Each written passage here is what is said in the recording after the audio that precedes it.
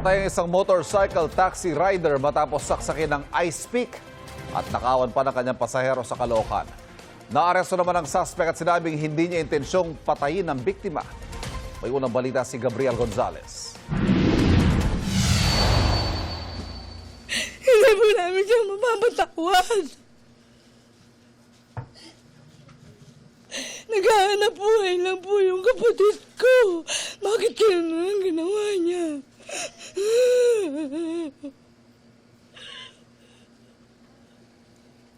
Wala siyang kalaban-laban. Naghihinagpis ang pamilya ng 46 anyos na motor taxi rider na nasawi sa Caloocan nitong Martes ng madaling araw. Ang biktima, pinagsasaksak ng kanyang pasahero gamit ang ice pick.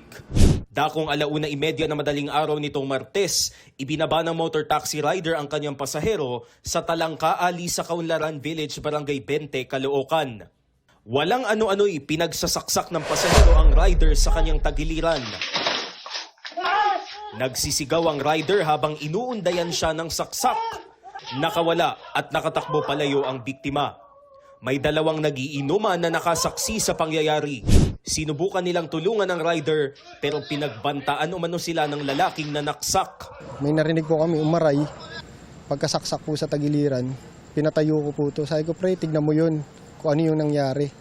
Kasi po naalarma po kami umaray may dumaan lang pong motor Pagkaano niya ng motor, pagkabagsak niya, yung biktima, tumakbo na. Ako na natira doon na para harangan siya o sakali para nahabulin namin. Kaso yung rider, sabi sa akin na babarilin kita. Sabi ko, sige, putok mo. Tapos biglang, sumakay manobra na sa motor. Mabilis na pagpatakbo. Tinangay ng sospek ang motorsiklo ng biktima. Naisugod pa siya sa ospital pero namatay kalaunan. Ilang oras mula na mangyari ang krimen sa Caloocan, muling umatake ang sospek sa Malabon. Ayon sa pulis, hinablot ng sospek ang cellphone ng isang lalaki sa Barangay Longos habang naglalakad. Ang cellphone, nagkakahalaga umano ng 7,000 pesos. Sinubukang tumakas ng sospek pero naabutan siya ng ilang residente at binugbog. Nandun naman yung sa malapit yung kapulisan natin, kaya narespondihan yung pangyayari. Naabutan nila, kaya nahuli rin ng suspect. Ang 43 anyos sa suspect, modus umano ang pagnanakaw ng mga motorsiklo ng mga nasasakyang motor taxi. Usually sa mga madaling araw, gabi siya lumalakad. Kung sino yung makita niya sa daan, hino-hold up niya. Tsaka kukunin yung motor. Bugbog sarado at iika-ikang maglakad ang suspect nang dumating sa presinto. Ayon sa pulisya, sangkot din ang suspect sa isa pang insidente ng motor napping noong July 11, kung saan tinangay niya rin ang motorsiklo ng isa pang rider pagdating sa Malabon. Paliwanag niya, hindi niya intensyong patayin ang nabook na rider sa Caloocan. Nabigla lang po ako.